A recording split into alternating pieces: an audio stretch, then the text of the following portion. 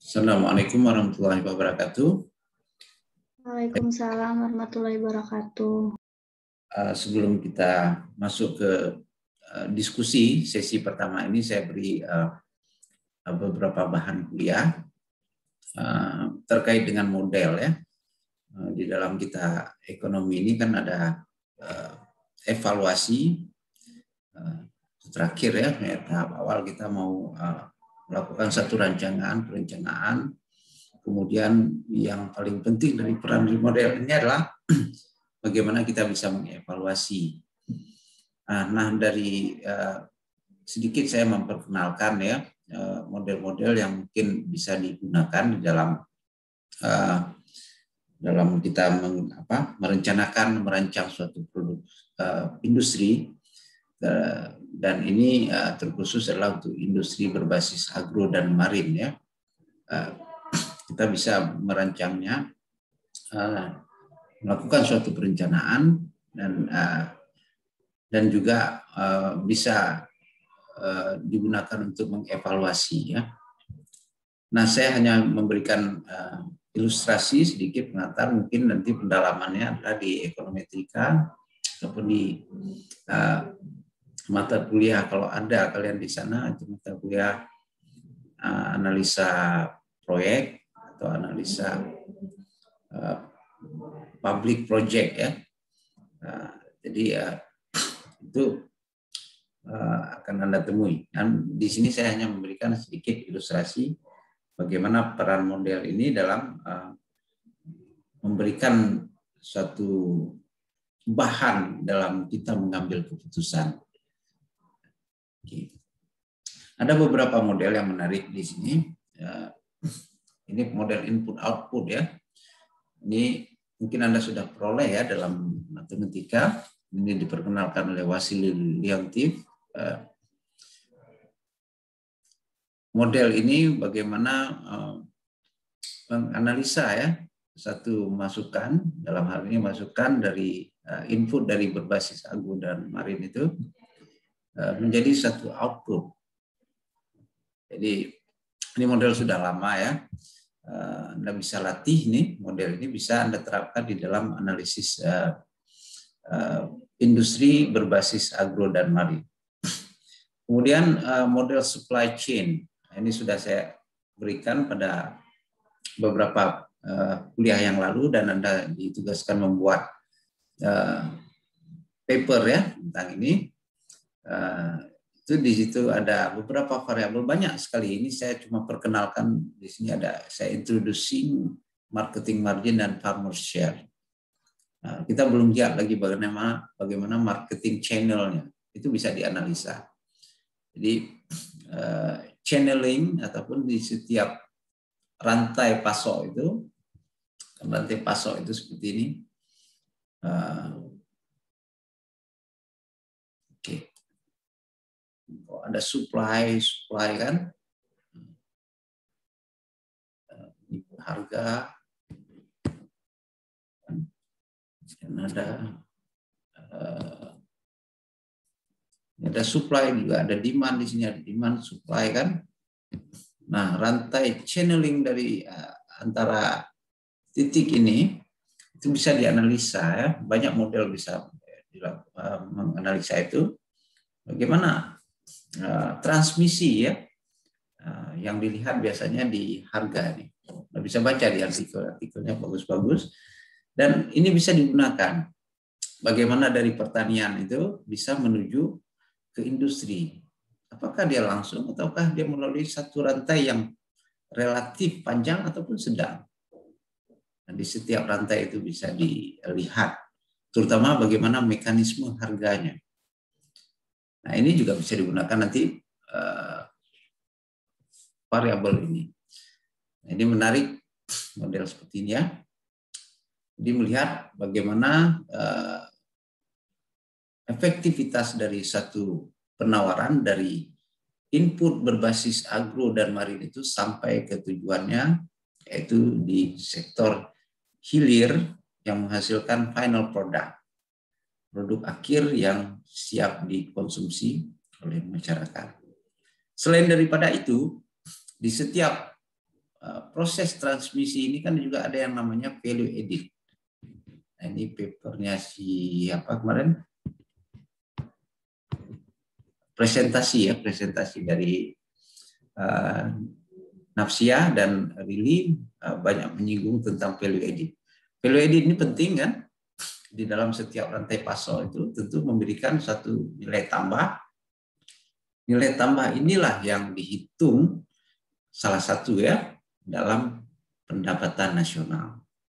Jadi kalau nilai tambahnya ini terakumulasi bertambah setiap periodenya, biasanya dalam tahun bertambah, maka selisih dari pertambahan itu dikatakan terjadi suatu progres yang terkenal kita dengar dengan nama ekonomi bertumbuh. Jadi suatu wilayah yang mengalami pertumbuhan ekonomi. Karena setiap rantai pasok itu menyumbangkan nilai-nilainya yang kita katakan nilai value added. Oke, ini dari model supply chain ya.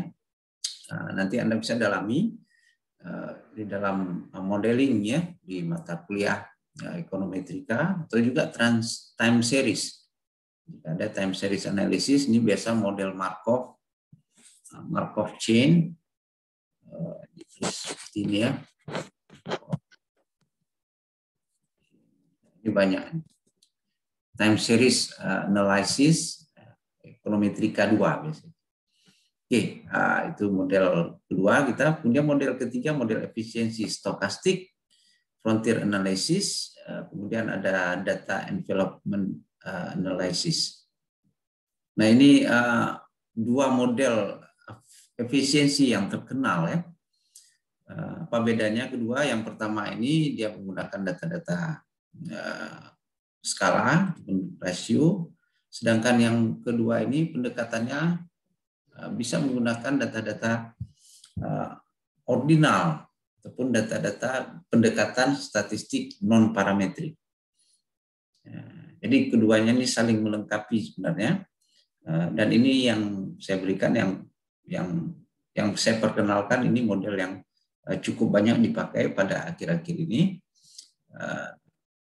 dalam analisa perbankan, analisa kelembagaan, melihat efisien tidak suatu lembaga itu berjalan sesuai dengan core produk masing-masing dari perusahaan itu. Nah, ini kedua model ini bisa kita terapkan dalam melihat apakah sudah efisien berjalannya atau rancangan industri yang ingin kita bangun. Kita lihat dari sini. Oke. Nah, yang berikutnya ada model yang terakhir nih ya. Dia ada satu lagi model SCP yang sudah saya berikan, Structure Conduct Performance ya, perilaku industri. Nah, itu juga salah satu model yang bisa digunakan dalam kita merancang industri dan mengevaluasi sejauh mana industri itu sudah berjalan. Jadi melihat kinerjanya ya, performance. Itu model SCP yang sudah saya berikan. Yang terakhir ada model analitik hierarki proses atau yang terkenal disingkat dengan AHP. Ini paling simple, hanya konsepnya saja perlu dipahami. Mungkin saya berikan sedikit nanti di akhir model stokastik, dan ini akan saya coba ilustrasikan sedikit bagaimana mekanisme bekerjanya ya. Oke, Stochastic Frontier ini diperkenalkan, digagas ini ada dua orang nih, ada dua tim ya, bukan dua. Ini secara bersamaan kebetulan mereka menulis paper yang saling satu sama lainnya tidak mengenal ya, pada tahun yang berdekatan. Nah, konsep utama dari model ini adalah pada error term. Nah, di sini letak efisiensinya. Nah, dia menggunakan error term yang kembar ya, ada dua error term jadi identifikasi, ataupun ini di dalam regresi disebut faktor stokastik. Variabel-variabel lain yang tidak kita masukkan dalam penelitian kan begitu. tapi dia random sifatnya. Nah, oleh Eichner, Love-Smith, kemudian Meson ini mengidentifikasi ada dua jenis. Yang pertama, yang berada di bawah ini. Yang kedua, yang di atas ini. Nah, yang di atas ini disebut teknologi. Dia begini V. Yang di bawah merupakan suatu faktor yang disebut dengan inefisiensi, yang membuat sesuatu itu menjadi tidak efisien. Nah, ini fungsi produksi. Nah, ini yang disebut frontier tadi. Frontier itu maksudnya batas produksinya ini dia. Jadi bisa diukur. Nah, penjumlahan ini, sigma koefisien ini, jika kita jumlahkan, itu kita kenal dengan decreasing return to scale, atau dia constant return to scale, atau dia increasing return to scale. Lihat saja angka dari sigma ini.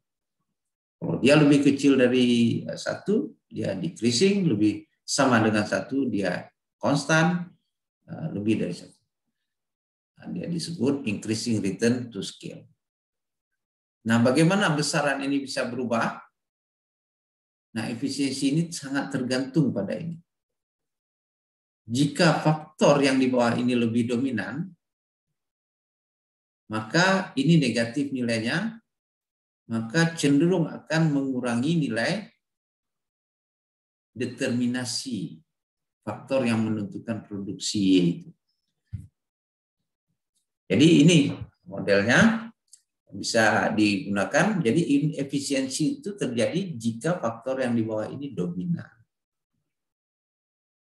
Nah, oleh karena itu perlu yang namanya faktor-faktor di atas ini.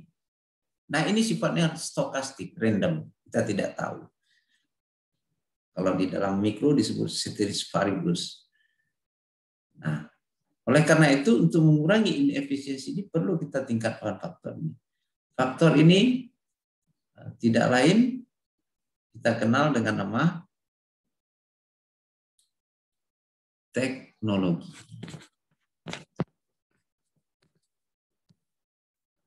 Karena itu inovasi itu penting, inovasi penting. Inovasi yang dalam mewujudkan, dalam mengurangi ya inefisiensi. Jadi inovasi itu di sini letaknya. Jadi perlu didorong. Kita lihat, nah ini dia random sifatnya, dia menyebar ada di sini dan juga di atas. Nah, jika teknologi itu terjadi, inovasi itu dapat dilakukan, maka kurva production frontier atau batas kemungkinan kurva produksi itu akan ekspansi ke atasnya. Nah, celah ini antara selisih antara kondisi awal dengan kondisi setelah adanya teknologi itu disebut technological gap atau celah teknologi. Nah, ini saya kutip dari gambar ini ya, dari disertasi saya. Ini bisa diukur untuk bagaimana kita melihat efisiensi suatu rancangan industri yang ingin kita bangun. Nah, apapun industri UMKM Anda bisa gunakan. Ini industri perbankan, penyaluran kreditnya apakah sudah efisien atau tidak efisien. Nah, Anda bisa. Saran saya perbanyak baca jurnal, Anda akan peroleh bagaimana pendekatan ini dalam mengukur efisiensi. Sebelum saya lanjut, ada yang mau ditanyakan? Pilih Nafsia dan teman-teman lain. Tidak, kita langsung ke model berikutnya. Nah, yang terakhir tadi saya berjanji memberikan dua model ya. Nah, ini model AHP, model Analytic Hierarchy Process, ini Y ya, bahasa Inggris. Nah, yang paling penting dari model ini, kita harus menentukan tujuan kita itu apa. Dari tujuan itu baru kita identifikasi kriteria-kriteria yang bisa memenuhi tujuan ini. Nah, solusinya itu di bawah ini. Ada solusi pertama, solusi kedua, solusi ketiga, solusi keempat. Berdasarkan kriteria ini. Sehingga kita bisa mencapai. Nah, dari dua kriteria ini, bisa banyak deh kriteria. Ini saya berikan dua saja. 1, 2, 3, sampai berikan namanya di sini nanti. Dari dua kriteria ini, alternatif itu bisa saja terjadi. Mungkin bisa kriteria pertama ini bisa diteruskan dalam alternatif pertama, atau dia yang pertama ini, kriteria pertama ini lebih layak jika yang kedua diteruskan, atau ketiga, keempat, dan seterusnya. Begitu juga kriteria kedua. Nah, ini perlu kita, yang paling penting tujuannya itu apa? Dari tujuan itu kita susun suatu kriteria yang betul-betul merencanakan, betul-betul mencerminkan dari tujuan yang ingin kita capai. Nah, nanti baru kita peroleh alternatif keputusan. Pendekatan ini menarik dan relatif mudah sebenarnya. Relatif mudah, Anda bisa menggunakan Excel saja menghitungnya. Menariknya adalah dia mencoba memahami perilaku itu dari pendekatan, perluasan dari pendekatan ordinal. Jadi ada semacam suatu menilai suatu sikap, preferensi dari perspektif yang lebih lain lagi. Bukan internal perusahaan saja atau internal industri yang dilihat, tapi juga bagaimana kondisi sosial, kondisi stakeholder, termasuk juga kondisi internal. Jadi lebih komprehensif. Nah, itu tercermin di dalam alternatif-alternatif. Determin juga dari kriteria-kriteria. Oleh karena itu, kemungkinan berhasilnya tujuan ini berada pada pilihan-pilihan alternatif yang paling tepat. Nah, alternatif mana yang paling tepat? Tentu alternatif yang memenuhi satu teknik pengukuran tertentu, ya. Nah, sebelum kita masuk ke teknisnya yang lebih mungkin singkat saja ya, saya hanya beri ilustrasi di sini. Saya coba meneliti hierarki proses model kesejahteraan rumah tangga pesisir dan agro. Nah, kriterianya itu ada rumah tangga pertanian, ada rumah tangga nelayan. Nah, ini ilustrasi yang sudah kita awal kuliah kan kita berikan bagaimana kondisi rumah tangga pertanian dan nelayan, ya. Ada data-datanya, kita lihat dari data nilai tukar petani atau nilai tukar nelayan. Di situ tercermin paling tidak gambaran bagaimana kondisi nelayan di suatu wilayah. Nah, kita bisa merancang alternatifnya. Ini bisa lebih nih. Saya kebetulan kasih 4 aja. Industri makanan, industri pengolahan limbah agro dan marin, industri barang jadi, barang setengah jadi ini sasarannya nanti ekspor. Setengah jadi bisa digunakan untuk industri lainnya atau menjadi final product yang diekspor untuk diproduksi di luar negeri. Nah, ini masih dibenarkan kan? Yang tidak boleh kan barang mentah, ya. Kemudian ada industri non makanan. Nah, semua alternatif ini masuk di dalam pendekatan. Termasuk yang ini, ya, panahnya ini satu lagi. Nah, mana yang paling layak? Nah, teknis prosedur yang harus kita lalui itu seperti ini. Kita bikin matrik, ya. Nah, jadi matrik itu kita bikin dalam bentuk tabel di Excel, nantinya ada kolom, ada baris, ada N baris dan N kolom. Kita bikin di Excel berapa kolom terserah nanti, tergantung dari ini, ya. Nah, prosedurnya seperti ini. Ini nilai frekuensi kita masukkan. Frekuensi kita bagi dia dengan dia sendiri. Nah, ini satu membentuk matrik, kan ya, nah, diagonal matrik. Kemudian prosedur berikutnya kita kalikan dengan pembobornya. Ini merupakan matrik kolom ya. Kita kali di baris kali kolom. Nah, ini bisa di Excel Anda kerjakan. Nah, N ini adalah nilai agent value-nya. Di sini nanti kita coba melihat kriteria keputusan yang paling tepat. Nilai agent yang paling maksimum. Ini prosedurnya. Nilai agent itu kan rata-rata dari kolom ini. Nah, kemudian kita totalkan dalam Excel. Anda bisa lihat, ini mudah sekali prosedurnya. Ini kebetulan konsep dan teorinya harus kita gambarkan di sini. Ini saya kutip dari buku Profesor Iwan Jaya Aziz dari Universitas Indonesia. Ini buku baru dia. Cuman ini model-model sudah lama diadopsi dari Salty tahun 1981, tidak salah saya. Dan ini banyak digunakan. Terutama teman-teman yang menulis skripsi, ya saya lihat banyak menggunakan ini. Anda bisa terapkan model-model seperti ini di industri UMKM ataupun industri yang sudah Anda berikan gagasannya kepada saya.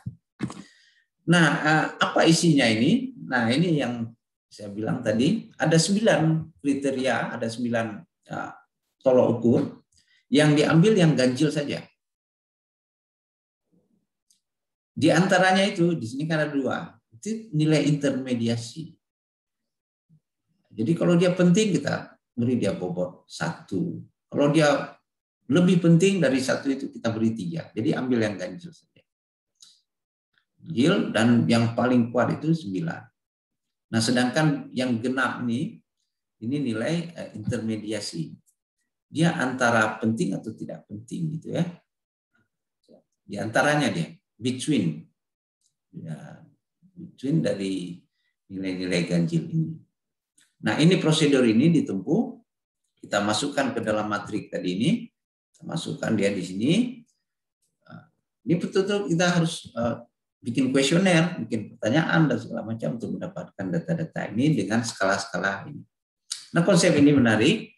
Keputusannya nanti kita lihat di nilai agent value atau nilai agent yang paling maksimum. Maka alternatif itulah yang akan kita putuskan. Nah, alternatif inilah yang menjadi solusi bagaimana kesejahteraan rumah tangga itu dapat dicapai. Apakah dia melalui agro atau dia melalui marine. Atau bisa dijalankan keduanya ketika nilainya itu. Nah, ini cukup bermanfaat jika bisa diberikan dasar-dasar ini menjadi dasar rekomendasi yang kita berikan kepada jika pakai model triple helix dari Rili Unita yang ditawarkan. Ini merupakan tawaran dari akademis kepada pemangku kepentingan. Dalam hal ini bukan hanya pemerintah tetapi juga para pebisnis. Para pebisnis dalam hal ini pengusaha dan investasi. Jadi kan dalam triple helix itu ada 3 kan, ada akademisi, ada pemerintah dan pengusaha atau bisnismen. Dan inilah beberapa model yang coba saya rangkumkan di sesi perkuliahan akhir sebagai bahan agar Anda bisa melakukan suatu perencanaan dan rancangan bagaimana skripsi ini atau suatu proyek dari mata kuliah ini bisa dilakukan. Baik, kita break dulu sesi awal ini kuliah, itu sedikit dari model dari saya.